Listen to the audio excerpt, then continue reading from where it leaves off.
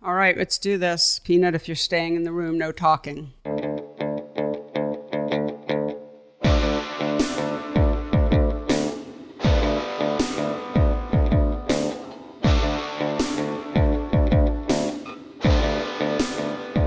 Hello and welcome to the PhotoWork podcast, the talky and touchy-feely version of my book, PhotoWork, 40 Photographers on Process and Practice. I'm Sasha Wolf, joined as usual by my friend and producer, the one and only Michael Chauvin Dalton. Hello, Michael. Hello. We're back. We're back. Our short break. Yeah. How are you? I'm doing all right. You know, it was a nice little downtime, little recharge. Spent some good quality family time. Right on. Very nice. How about you? Yeah, good. I was up in the mountains for about nice. 10 days, and it was really lovely. You know, it's that sort of like trade-off where I did very little work when I was away, which was super relaxing, but then I came home to like just an overwhelming storm of work because I didn't do that much work when I was away. So I came back and I was like, being sucked into the vortex. But it's all fine. And, because I mostly love what I do, I'm quite lucky. And actually, it was a really interesting week. Last year, for me, was an inverse of the norm sales-wise, which is I sold more work to institutions than I did to individuals. And this week, first week of the new year, I'm dealing with 3 clients, and they're all individuals. And and it's also fun because they're sort of the 3, baskets. I'm dealing with my best client who's a top collector who's, sort of got one of these collections that will go to a museum eventually. And so he's acquiring some work and we're trying to figure out what prints those are going to be. And that's always super fun. And then I have a new client who's super engaged and we work together in person for 3 hours the other day. And I just had the best time with him. He was really savvy. And when I say savvy, he just was really comfortable with visual language, even though he's new to collecting photography. He was, one tell is that he was more focused on portraiture than landscape. So that's always really interesting and unusual. Yes. Yeah. And then the third is a art consultant. So that's always a totally different experience because I deal with the consultant. I never meet the client. Or that's not true that I never meet the client, but in this case, I will not meet the clients. I'll just be going through the art consultant. So, which is always interesting. Yeah. But anyway, it's I'm excited to sort of get back to, I love working with institutions and, it's really fun working with curators. But I've missed sort of the individual collector, so. Yeah, I could imagine that experience feeling a bit more personal. Yes. You having more direct kind of understanding of the way, a person might live or be, find out their interests or tastes. And it's personal for them often, right? They're collecting from a very personal place. And obviously curators are people. And so who they are influences what they're interested in acquiring for the institution. But it really is, having to sort of fulfill a very different sort of goal and agenda when an institution is collecting. So right, and the other good news is there's some good business happening, and yes, that's a good yeah, sign. Yeah, absolutely, yes. Good business start. Gods. Yes. So we have a really great episode this week. I talked with our first overseas recording. We talked to Christopher Anderson, who lives in Paris. And it was really wonderful. I've known of Chris for a long time. We've met a few times over the years, but I'd never had, a real conversation with him. And it was really fascinating to me. Chris went from being one of the most celebrated conflict photographers, photojournalists, but often in dangerous situations and war zones, etc. Went from being that guy in that world to just stepping out of that world and sort of almost very organically, without a ton of predetermination, transitioning into more of the fine art world. And I found it very inspiring, frankly. What did you think? Absolutely. Yes, just that. Knowing that Chris moved from that world that he kind of stumbled into a little bit, the world of journalism and conflict photography, into this world that he's in now, finding out who he is as a photographer later on in life is incredibly inspiring. Yeah. And being able to have some success out of it, I think it's just a wonderful conversation. Chris and I talk about a handful of his books, not all of the books he's done, but a handful. There's one in particular that I realized when I was listening to the edit of the show that you did. Might be hard to figure out exactly what we're saying. It's just a word that goes by very quickly. But the word, the book is called COP, C-O-P, like policeman, COP. So if you hear something go by quickly and you're like, wait, what did they say? That's what we said. But yeah, we sort of focus on 4 of his monographs. And yeah, well, why don't we get to it? As usual, I've blabbed on. But Michael, if you don't mind, please take it away. My pleasure. And here is your conversation with Christopher Anderson.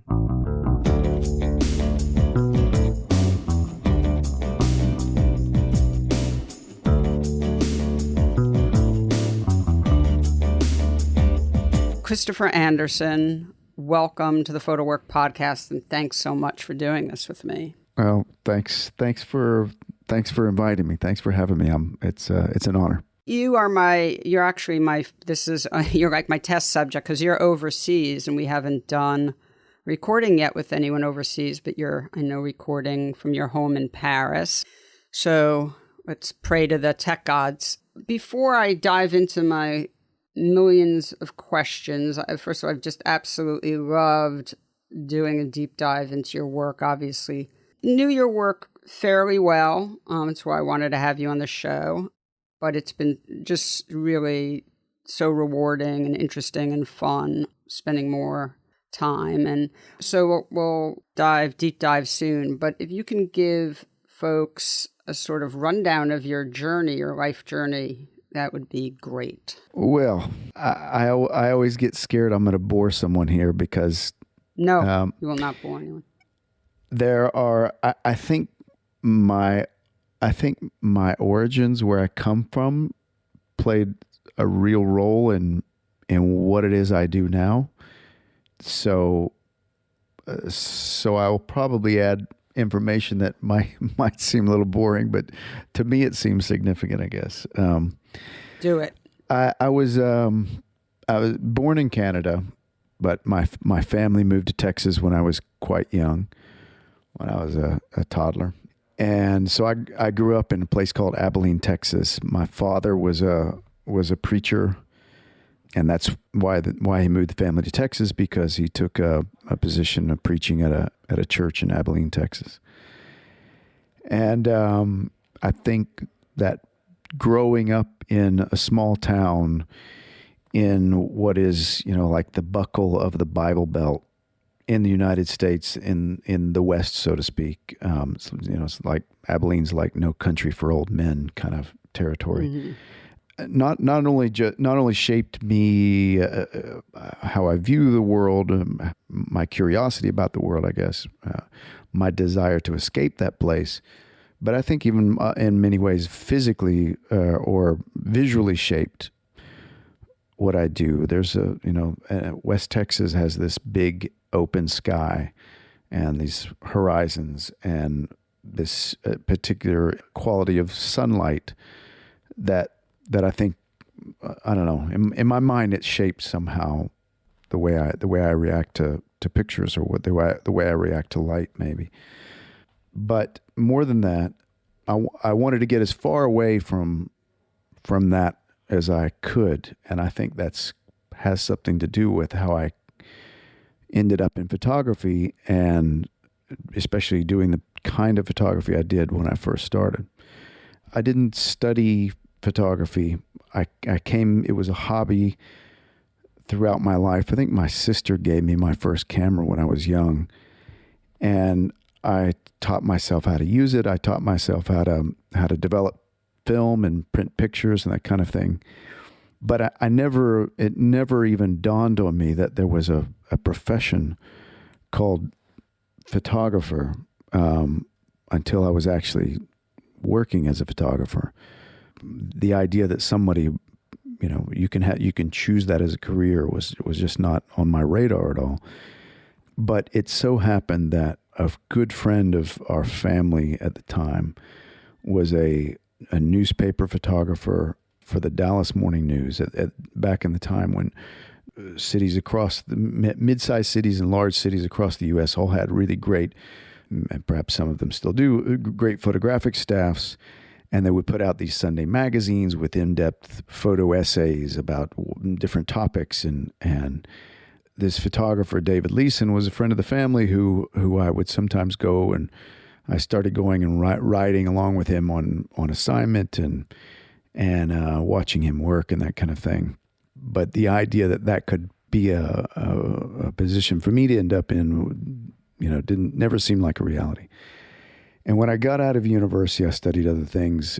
I got a job at the Dallas Morning News, printing pictures and developing film in the photo lab on the night shift during a summer because it was something I knew how to do. And I was biding my time while I was applying to grad schools, thinking I was going to go into academic life. And, in my mind, I was going to be an anthropologist and maybe travel the world studying other cultures or whatever. I don't know. I didn't have a really great well-formed idea yet. And I'm going to try to condense this part of the story, but this photographer, David Leeson, called me one night and he said, "Hey, there's an opening at a newspaper in Colorado. They called me for a recommendation, and if you bring in your pictures, I'll help you print a portfolio and you can apply for this job." And so I brought in a shoebox of all these photographs that I had been making on my own over the years. And he helped me print up this sort of portfolio, if you want to call it that, and sent it off to this newspaper. And I didn't get the job, but they called and said, "Hey, if there's someone else we may be looking to hire. If you can get yourself here, we'll give you a working interview for a week." So I bought a $300 plane ticket to fly from Texas to Colorado and work for a week at this newspaper. And at the time, that was all the money in the world to me to gamble on this $300 chance. And long story short, I got this job working at a daily newspaper outside of Boulder, Colorado. And that became my photo school. We were close enough to Denver, so we would cover, the Broncos football and some professional sports and some collegiate sports and the local wrecks and fires and the Kiwanis clubs meetings and that whatever happened in the community. And it was really this sort of training of being thrown into all these different situations and trying to figure out how to make a picture out of it. And I did that for a couple of years. And, I was not really trained as a journalist. I was not trained as a photographer. But I knew that I wanted to still go far away, get further away from Texas at the time. And, I started having this romantic idea about being a photojournalist, going off to a war zone or this kind of thing. So I quit the newspaper at one point and it was the tail end of the Bosnian War. And I went to Sarajevo and I started, trying to work from there and ended up getting, little assignments for a Time magazine and this and that. And things started kind of going from there. But I eventually came back to Colorado and I was freelancing for magazines out of Colorado, but at different points thinking I'm going to have to go wait tables now because I'm not quite making ends meet. And slowly but surely I started piecing together enough assignments to sort of become a working photographer and able to pay my rent doing that. Still learning every time I get a job, learning a little bit more and, working really hard, and maybe that would lead to a little bit better assignment or whatever. This kind of environment in the photo world that I'm not sure exists anymore, that sort of path. And then in the 1999, I had been in Haiti on assignment for actually the National Geographic magazine. And the writer and I met this guy on the streets of Haiti, on the streets of Port-au-Prince, who told us this story about trying to go and get on a boat and sail to the United States. And he told me this crazy story about this island off the coast of northern Haiti where these boats are being built, and they fill them up with people, and they set sail. And the writer, Mike Finkel, and I looked at each other, and we thought, how could we go? Can we get on one of those boats? Just buy a ticket? And he said, yeah, well, I guess so, and I don't see why not.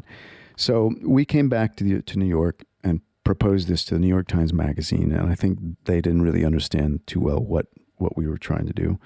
And we went back to Haiti and got on this boat, and there's a long story about that whole thing, which maybe we'll talk about later, but we ended up getting on one of these boats and setting sail with 44 Haitians, trying to sail to the United States, and we sunk in the Caribbean. And the Coast Guard, the American Coast Guard, stumbled upon us as we were sinking in the middle of the night, and saved all of us. And those pictures were then published on the cover of the New York Times Magazine, and then published in other magazines around the world. And that, I hate to talk about it in the context of my career, but that was where, I guess, photo editors began recognizing or answering my calls, maybe. And I started getting offers to go to places where I might be in danger, because I think they thought, because of that story, that's what I was interested in, which wasn't necessarily true. I wasn't looking to go have a dangerous adventures, but I was curious enough to accept those assignments. And the next thing I know, I found myself flying off to war zones and being, what people would call a war photographer. It's not a term that I use, and without thinking, without making this choice of that's the kind of photographer I'm going to be, or that's the kind of photography I want to do, I became this thing. But it was never a decision that I consciously made. It was something that I kind of found myself doing, one thing leading to another. And it wasn't till many years later that, then of course, September 11th happened, and I was caught up in all of those events in the years that followed that, going from one place to another, sort of covering that story in a broader context.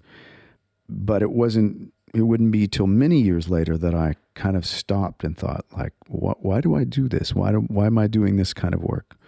And asking myself very basic questions of what kind of photographer do I want to be? What do I want my photographs to say? This, very, what may seem to most people very obvious questions, and maybe a lot of things that you work through in photo school or art school or journalism school. Yeah, but I was thinking that, yeah. I hadn't even had the opportunity to kind of have that conversation with myself.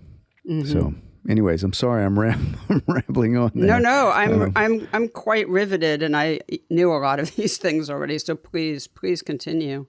Yeah. So it was a mixture of being this small town hick, naive small town hick. Do you guys know that term, hick?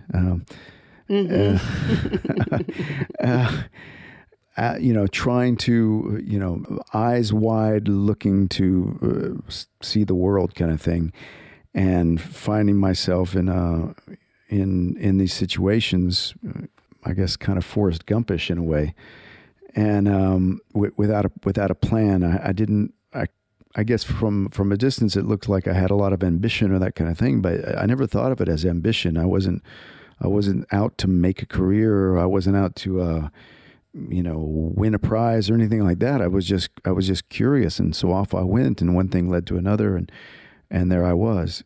Well, so you did win the Robert Capa Gold Medal Award for the Haiti work, and obviously it did really sort of propel you into the sort of the conversation of top photojournalists and I guess what we call, you said war photographers or conflict photographers, I guess is also a term that gets used a lot. Did you have any sense of fitting in with that group of people? Were these your people, or did that also feel like, and I don't mean this in any way to be like, dissing anyone or anything like that, but did that also feel like a mismatch just in terms of community, or was that something that felt a little bit more in alignment? And also, when did you join Magnum? Two questions in one. I'll deal with the first part. Yeah. I mean, yeah, you find a community in that traveling circus, at least at the time. I don't know what it's like now, because I think it's changed so much now that the whole, like I referred to as an ecosystem before of, these magazines and newspapers or whatever that are sending photographers off into these places to cover these events or whatever. I don't know if the economics, so the magazines don't really exist in the same way anymore, and there isn't the money for that anymore. So I don't really know how that happens. I'm maybe a little too far removed. I guess it happens to a certain degree, but at the time there was a whole ecosystem of journalists and photographers who were going off to these places, and yeah, it was kind of a big family. Everyone knew each other.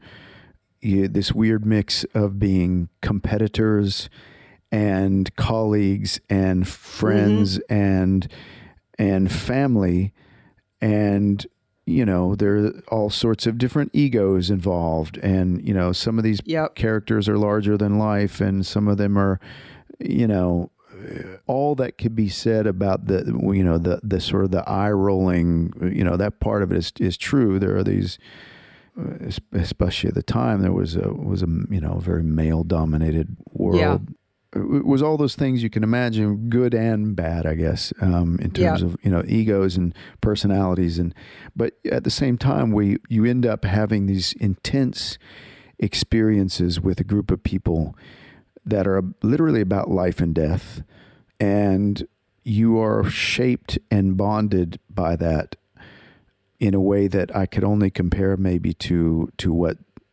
I don't want to, maybe this is not a fair comparison, but what a group of soldiers might go through in terms of how it creates bonds with people, and people who outside of that context, they may not be your cup of tea, but you've been through something together that you share an experience with, and that creates friendships, that creates enemies, whatever. There's all that stuff that goes. There's all those little, social dramas that go together with people who are, our work environment sort of moved from Iraq to Afghanistan to Central Africa to, wherever. And you depend on each other for information. You depend on each other for, sometimes someone doesn't have an assignment. So they're riding in your car, and then the next time around you don't have an assignment. So you're riding in their car or whatever, and you're kind of helping each other out with support and logistics and finances, and sometimes for safety and information. And, there's all that whole thing that goes into it. And I don't know if I can say, did I find my people in terms of, did I have that, that sort of connection, like, oh, these are my people. Certainly I made very close friends who remain my closest friends to this day.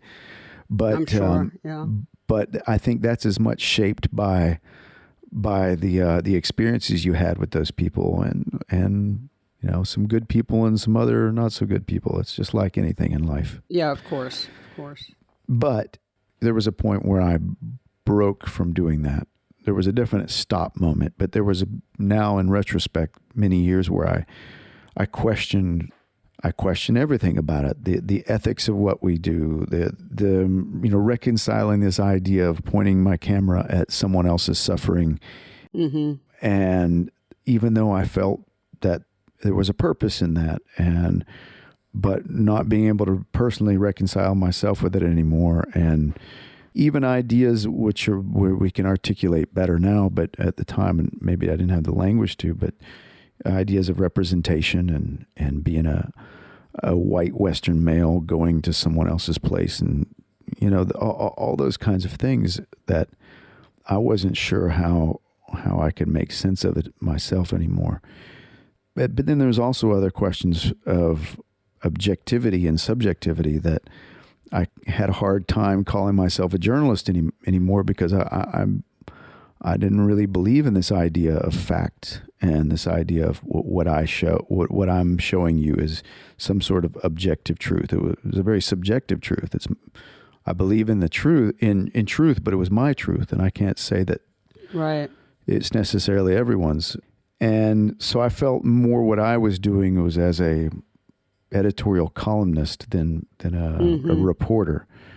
I didn't feel like my job was to go and record the daily score as much as it was to try and communicate something about what it felt like to be there on the best of occasions, what it felt like to be someone in my photographs. I don't know.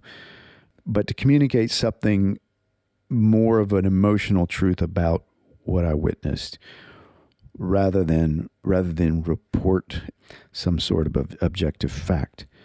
And I also came to this point where I felt like I had said all that I could personally say about a war and feeling this sense of repeating myself aesthetically with bad things, And that's why I think my book Capitolio about Venezuela was in some ways me grappling with this, not in some ways, was me grappling with this idea of what is photojournalism and what is my role in this.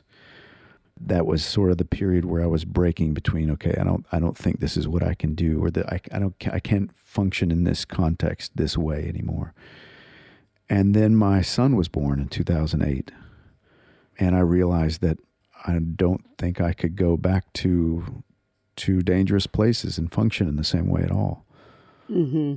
And so there were many factors involved there. There was my sort of crisis moment of what am I doing, then having a child, and then there were the economics of it. That at the time I was on contract at Newsweek magazine.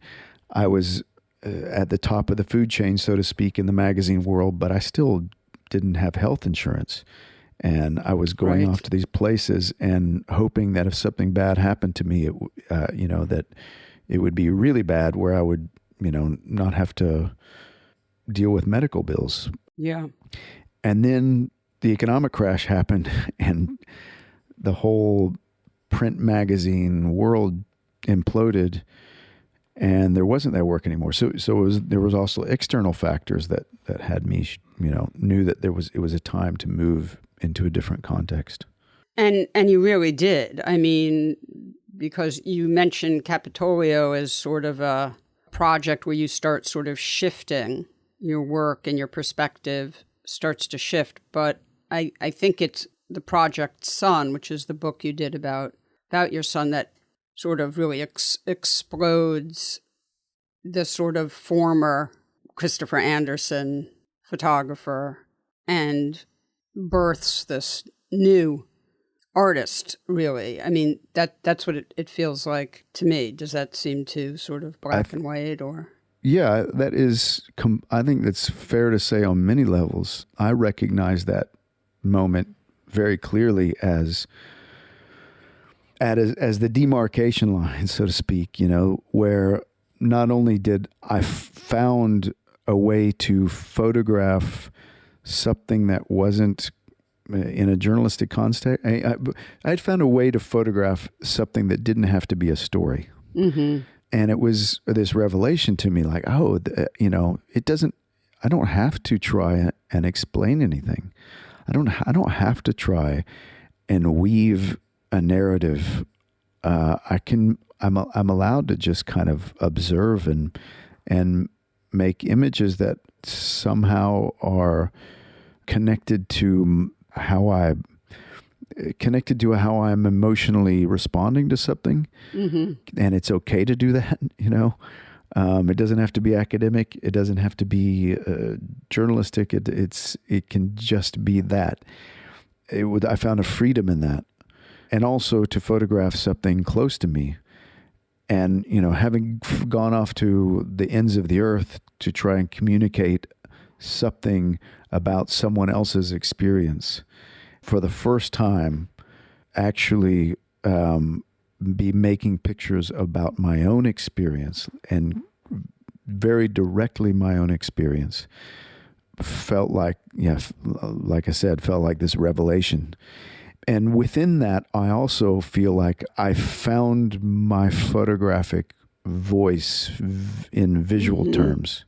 Yes. I mean, you start shooting in color, first of all, like really, again, I don't know what's going on behind the scenes. I just know what I'm seeing based on the books I have of yours, and reading other interviews with you and spending time on your page on the Magnum website. But I mean, all of a sudden you're making, it looks like, so again, I don't know if it's all of a sudden, but you start seeing these incredibly, the work, just all your work then becomes color, extremely saturated, very poetic, lush, emotional, impressionistic to a certain extent in some of the work. I mean, so it feels like, it just sort of feels like a different photographer is born at this point, Yeah, completely fair. I completely recognize that. And it felt like that too.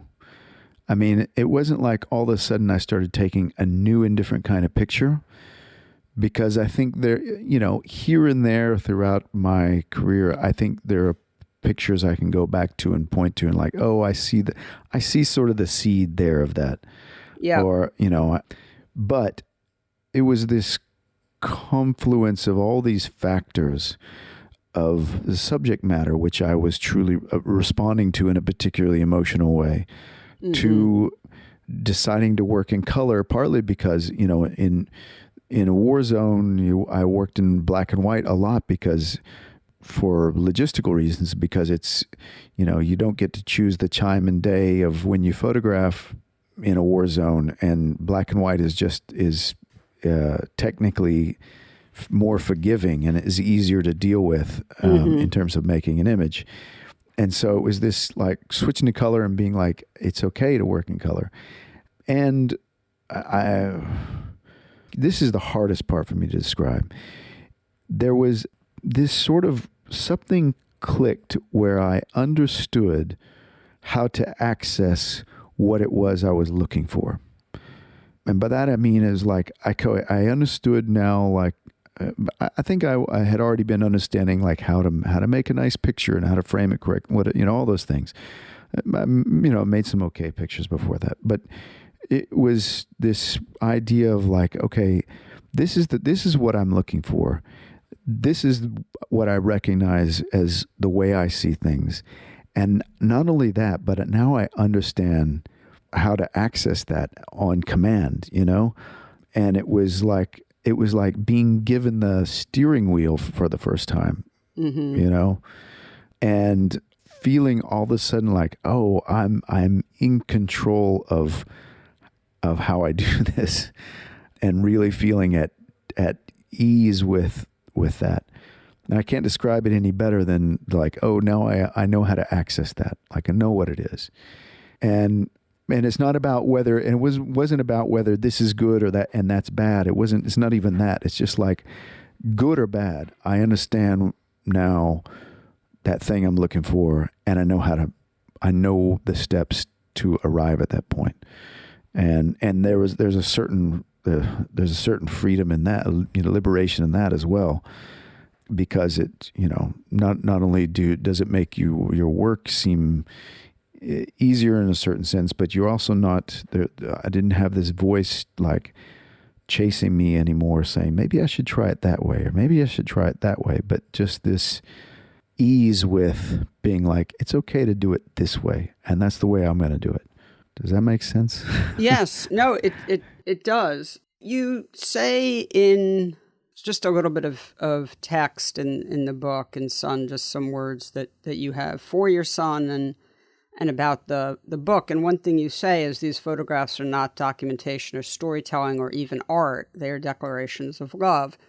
And they are certainly declarations of love. I mean, the love that you have for your son is, obviously just so forward in the book and in the pictures, and it's incredibly moving. But I wonder if that adding there, I get these photographs are not documentation or storytelling, and you're talking about that you drop that attempt at any sort of narrative or objectivity or sort of any of that.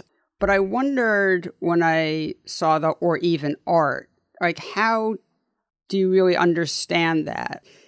Because, of course, there are some of our most celebrated fine art photographers are working in the diaristic tradition, which I would put this work into. And so did you or do you think of yourself in that space at all? Do you recognize that genre as being connected to, or your work being connected to that genre of work? Did you? Do you? Oh, does that? Yeah, absolutely. And now I do, certainly. And I think when I actually made the book, yes, I recognize it as now I've joined a genre club. Yeah. But when I was making the work, when I was actually photographing those pictures, it never occurred to me that those pictures were part of my work. Right. Yeah.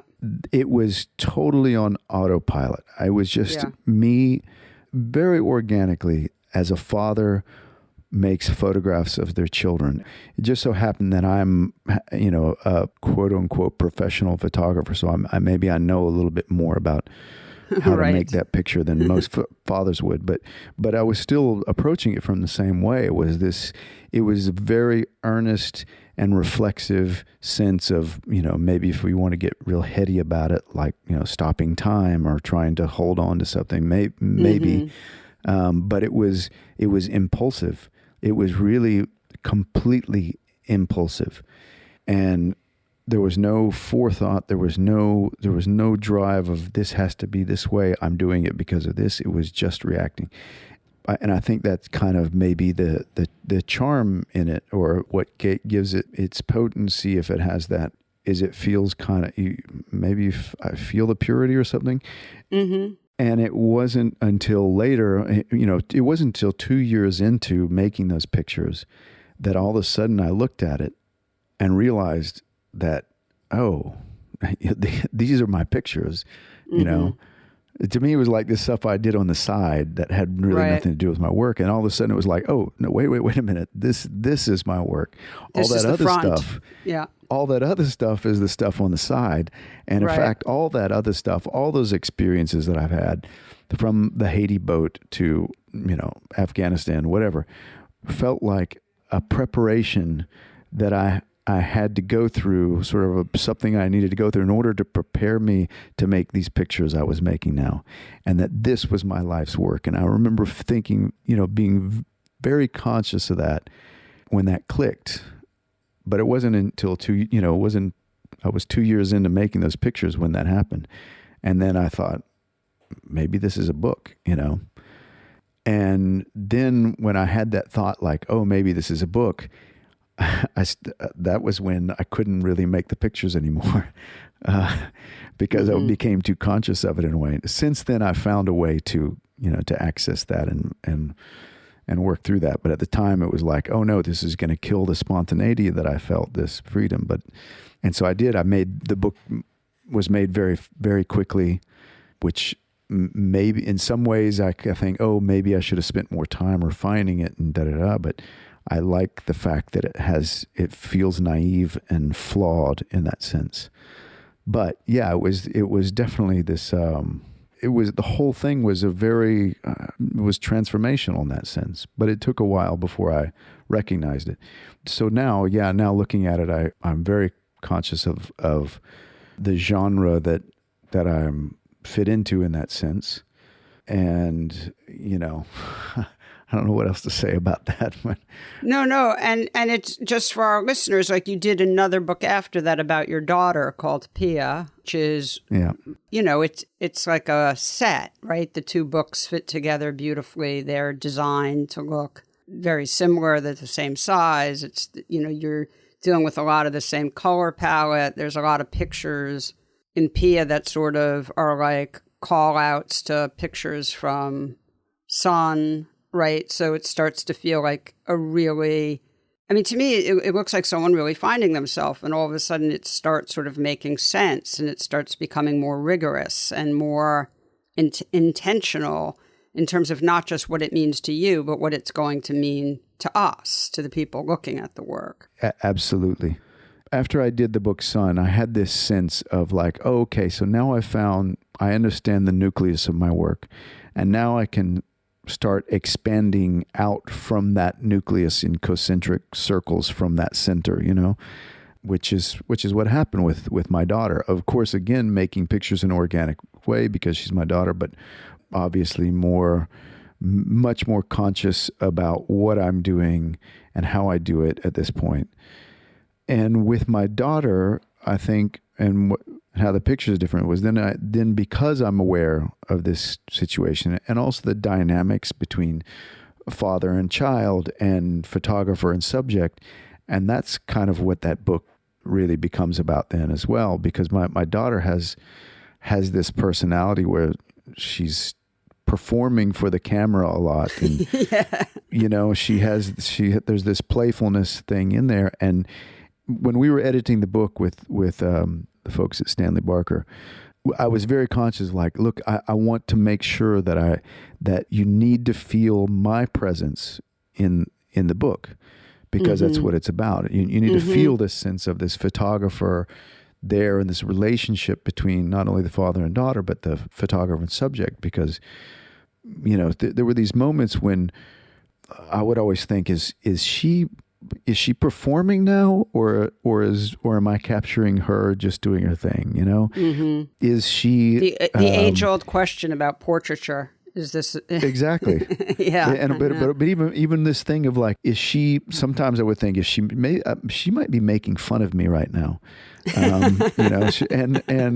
or in other instances, maybe she's taking pity on me. Like, maybe if I take this pose, if I do this pose, this is, and look kind of sad and look over, it kind of looks like, hipster German photography or something, where it's like, maybe if I do this for him, this will make a good picture for him, and to me, that was kind of the humor in that part of it, was this dynamic of, I'm never really sure if it's this thing where we're both riffing, or she's taking pity on me, or she's making fun of me, or she's just having fun playing a role. I don't know. And that's the kind of the beauty of it. And I think, part of it's her. It's because it's her personality.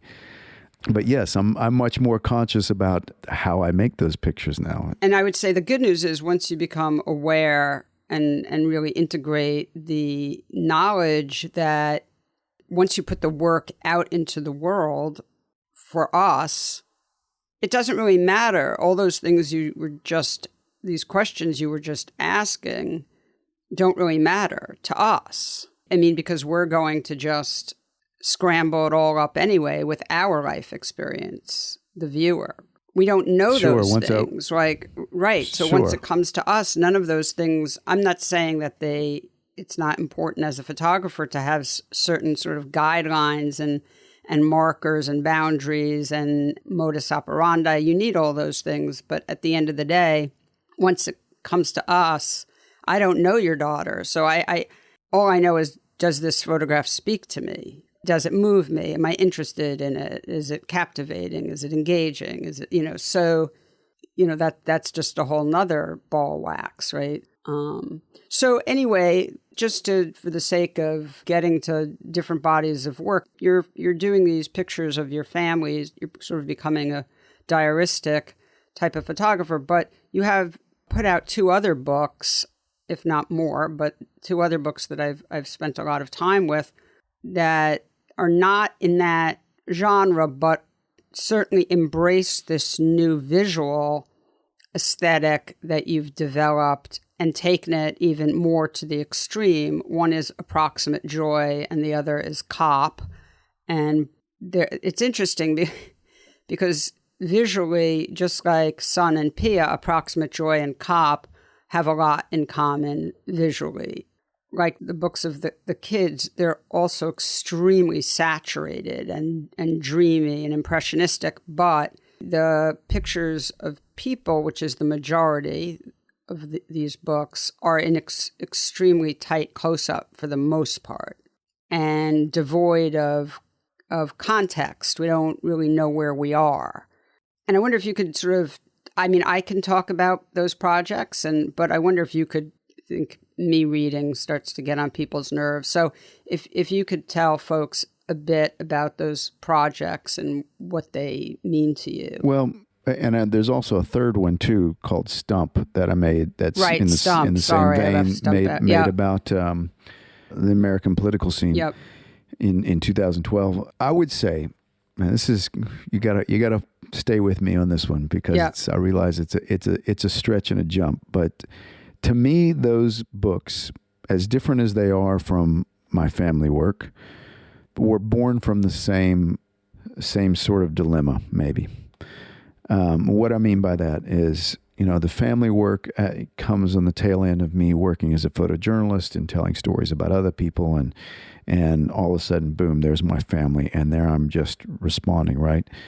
The pictures of Approximate Joy and Sun and Stump were I'm going to call them exit strategies, where I was presented with a moment to make a body of work about something, and kind of being not sure how to deal with the subject matter after this dilemma I'm having with ideas of representation and ideas of objectivity and subjectivity, and am I a journalist and that kind of thing. And let me give you an example. In 2017, I was invited by a contemporary arts museum in China to come and make a body of work about this city of Shenzhen and sort of do a carte blanche work about this city which 30 years ago didn't exist, really. It was a fishing village, and now it's, one of the world's largest cities, and it's high tech and it's modern, and it's, this big sprawling Chinese megalopolis, And so I get there. I was invited to go there with another photographer friend of mine, Alex Maioli. We were going to have this sort of photographic conversation and, respond to each other's work in process as we're making the work. Day to day, we come in and we edit together and we look at what we've done, and we go back out, and the work we make the next day kind of responds to what we've seen before. And it was set up in a way that people could actually watch us do the editing. They'd set up this kind of aquarium in a massive shopping mall, and people would come by and watch us edit and see the pictures evolve on the wall, and they would be printed out every day. But I got there and I was like, what am I going to do now? My former life as a photojournalist, I come and you go and you take pictures of people doing this and people doing that, and and you're telling sort of these little stories about what it is people do. And in the back of your mind, there's this audience that maybe is an American magazine that is going to show these, put these pictures in the context of, oh, here's what people do in this city over there, and it looks kind of like what we do here. And I was like, I can't do that. Who am I to come and have something to say about these people here in Shenzhen, China? And just kind of feeling very like it's not my place to tell anybody's story. was the way what I felt like. And I was standing out in this street, and the whole place is lit with all this artificial light outdoors, where daytime looks like nighttime and nighttime it looks like daytime, and it's visually it's really confusing, and it looks a little bit like Blade Runner, and kind of the future is now, and this whole thing, and I'm looking at all these people, and they're walking around and they're staring at phones, and part of it's me like feeling isolated in this new place, or whatever. And frankly, otherwise it could be the same. There's a Nike store, there's a Mac store, there's a Louis Vuitton store, a Prada. It's all just these commercials. Could be I could be in duty free in any airport in the world. Right. Yeah. And it just so happens that I'm in China, but they're Right. all still doing this. They're also on the same iPhones, listening to the same rap music, wearing the same Nike sneakers. And, what sort of stupid comment am I going to make about globalization and consumerism? And I found myself just looking at people who were looking at their phones at the beginning and thinking, I want, the only thing I could respond to really was just the humanity of it all. And so in sort of this, what in my mind was a non-judgmental is the wrong term because it takes us down the wrong road, but sort of this idea of maybe Eggleston, the idea of democratic forest kind of thing. All the faces kind of mean the same. And this, this looking at the pleasure of looking at humanity up close and stripping away all the context of where I am and where we are. It could be New York, it could be Toronto, it could be London, it could be Shanghai, whatever, and just looking at another human being. And that was kind of fascinating to me. And that was my sort of exit strategy. I don't want to put too much heavy into that because it was really just sort of this this poem about isolation and connectedness with my fellow humans, whatever. And so visually, that was a way to sort of excuse myself from having to tell a story that I didn't think was interesting anyways, and allow myself to just be an observer of this thing. And I thought about it really like painting terms, like painting portraits and just being able to enjoy looking at all these different faces. It's interesting because in China, when they see the collection of pictures, Shenzhen is the city that is one of the cities in China where immigration is allowed, where people are allowed to move, young people are allowed to move there from other cities without having to go through difficult paperwork and that kind of thing. So you have this immigration from all over different parts of China. And the first thing that people in China, when I show these pictures, is they're like, oh, wow, this person's from the Northeast, this person's from there. And they see these differences that maybe the Western eye doesn't see. And I think that's kind of beautiful in there. And me as as this totally lost person with nothing to say, we found that the sort of the illicit pleasure of just being able to look, to kind of stare like that. And that was that exit strategy. Can I ask you a couple of questions about the work? I mean, one, I think there's a real sort of ennui in the work. There's sort of a patina of melancholy. Absolutely. So I was wondering if that you felt that way as well, or if I was just, that's what I was projecting onto it. But also the dominant color palette is a sort of blue-green. Is that something you were consciously doing while you were shooting, or is that something you came to in editing? No, the blue-green palette is like I said, first of all, there's the pollution makes the air like dense, and it refracts light in a certain way. And so there's this softness to that work that is because of the pollution.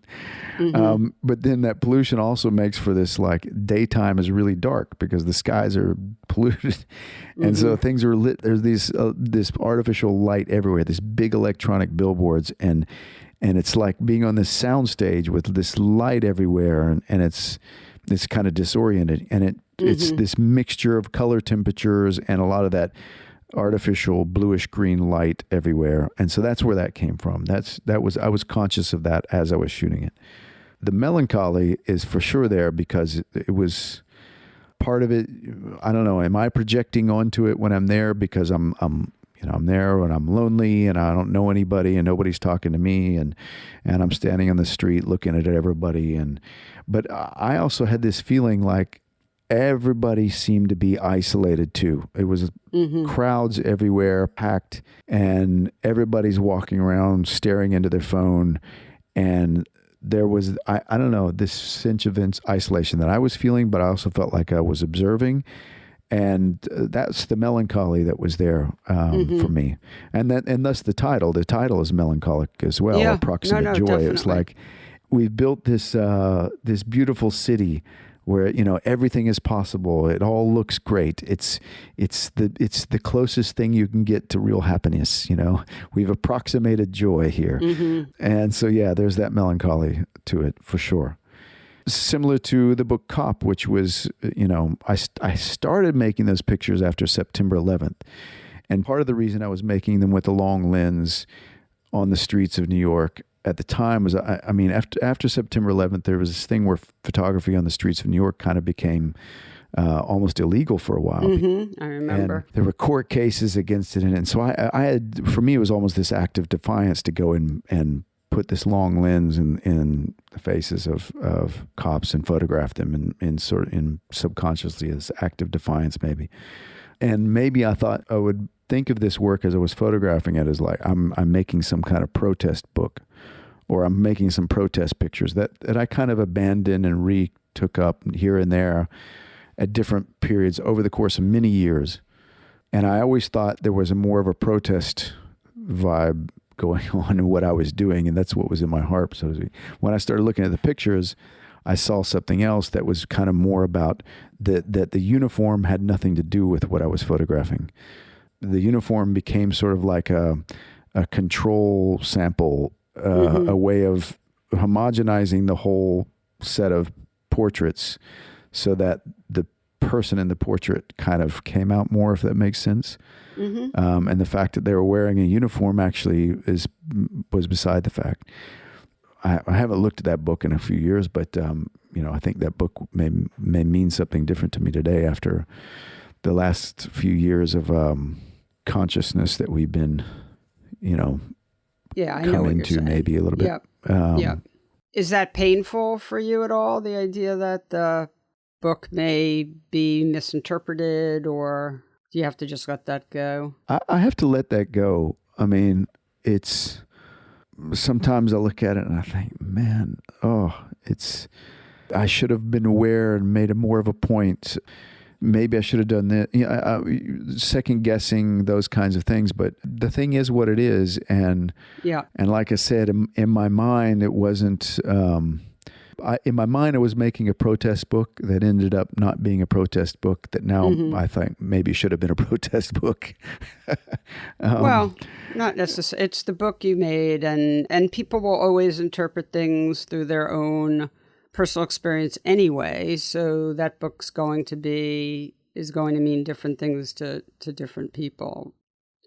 So let me ask you one last question, then we'll wind down. Has this been thus far, you're not a young man, but you're you're younger than I am.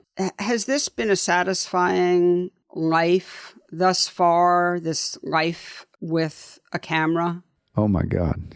Thank you for a very interesting question. I cannot even begin to say, to express how grateful I am for the life that I've been able to have because of a little machine that makes photographs. Yeah. It has been an excuse to go to many interesting places and to meet a lot of interesting people, friendships that I've been able to have because of that, things I've got to experience. I feel like it has been this ticket to have a front row seat to many different lives. And it hasn't always been, not all of it's easy. There's been times that it's difficult to make a living, whatever. It's still difficult to make a living. But man, I feel so lucky to have had the life that this camera has given me, you know? And I don't know what to say any more about that without getting all gushy on you, but we're very well acquainted with gushy and weepy here on the PhotoWork podcast. But yeah, if you hear me complaining about my life, slap me because it's been a very fortunate life, and the relationships I've been able to have, the friendships, the experiences, my family, maybe because of it. Yeah, the whole thing. I can't imagine having it any other way. And that, man, this sounds sappy, but No, it sounds that's fantastic. what it is. Well, on that note, Chris, thank you so much for spending so much time with me today. And I wish you and your family health and happiness in the new year and beyond. And look forward to hanging out with you sometime when you come through New York City. And yes, thank you. That. Really, thank you so much. Thank you for having me, and thank you. I appreciate the thoughtful discussion. Thank you. All right. Be well. Bye. You too. Bye.